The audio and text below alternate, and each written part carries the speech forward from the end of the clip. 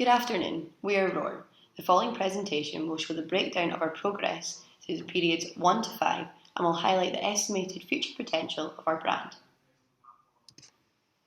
There were 6 market segments of our brand had the opportunity to target. There were students, home, artists, assistants, managers and parents.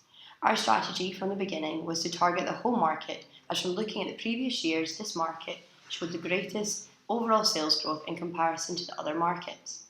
Students were close second, with both showing great potential. We decided that our initial focus would be in the home market, and as our brand began to develop and find a place within the market, we would slowly begin to target the student market, as both had similar requirements in terms of pricing and special features and flexibility. Here we have our overall profits from each year, our unit sales and our revenue sales over time. It was very important for us to keep the segment requirements in mind so we could develop the best product for our target market. Throughout the course of development, our fit within our chosen market became clearer, as the more money we made, the more elements we could add to our product in order to ensure it fit with the requirements of the market, which we acquired through the purchase of the Market Research Report 3. Our profit and overall sales reflects our fit within the market. It is evident here in this graph that our overall sales continue to increase steadily as we move through each period. From the graph displayed, you can see where the changes made to the wholesale price in each period. This was a result of adding special features which our emerging market required. It was also important for us to stay on par with our competitors.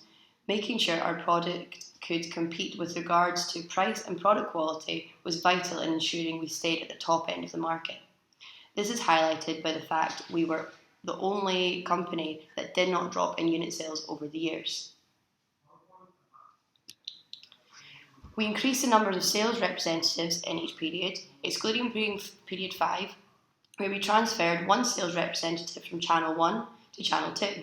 This decision was made based on the focus being placed on Channel 2, as there was a slight dip in sales in this channel as we tried to target Channel 1. The change in the number of sales representatives in each channel were relative to the distribution intensity and the number of overall sales per channel. The changes are shown here from period to period. Now, if your attention could be drawn to the unit share sales, our brand was always in the top 2 of the market. It was our primary goal to remain in this position. Now, the market share sales in the first year we had the lowest. This was due to our price being very low in comparison to our competitors. We set a goal that was to be within the top 2 of the market by year 5, and we managed to achieve this by year 3 and maintained it until year 5. Despite selling the most units in year 1, we had the lowest sales retail. We needed to fix this by increasing our prices, but still being mindful of our segment requirements. As a result, we sold more units, taking us closer to the top of the market in sales retail. We maintained second position within the market until year 5. Now, with regards to advertisement, we were the only company that did not change their advertisement budget significantly, which did have an effect on maintaining our position. Advertisement was always our highest cost after salary, which did prove to be beneficial. Sales promotion was then introduced in period 4. We invested and the outcome was positive. For period 5, the budget for sales promotion had to be cut, and this had a slight effect on the sales we had expected. When considering the next 2 years, we intend to invest further with regards to sales promotions. Now, our estimated future prospects for our product in period 6 includes investing extensively in sales promotions, as our 2 main competitors have done so. It is important for our brand to stay flexible and move with the changing markets. Channel 2 is also increasing, and our main customers primarily shop in Channel 2. Due to this, we considered shifting a number of sales representatives from Channel 1 to Channel 2. Our product prices are staying the same, as no new features will be added.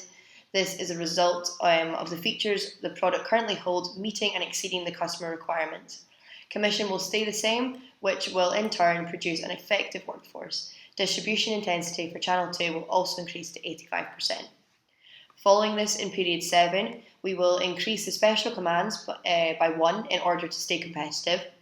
We will also increase the commission to 10% to encourage our sales representatives further. We're expecting to have a larger budget in year 7, and with the extra money we will be investing in advertisement and sales promotions. Finally, the wholesale price will be increased by $4 as that is the cost of the extra feature. And finally, as a general future prospect, we hope to further expand our market by placing our product in the assistant segment, that's in channel 1, and the parent segment in channel 2. The table here displayed shows the product's performance within these segments. Thank you for listening.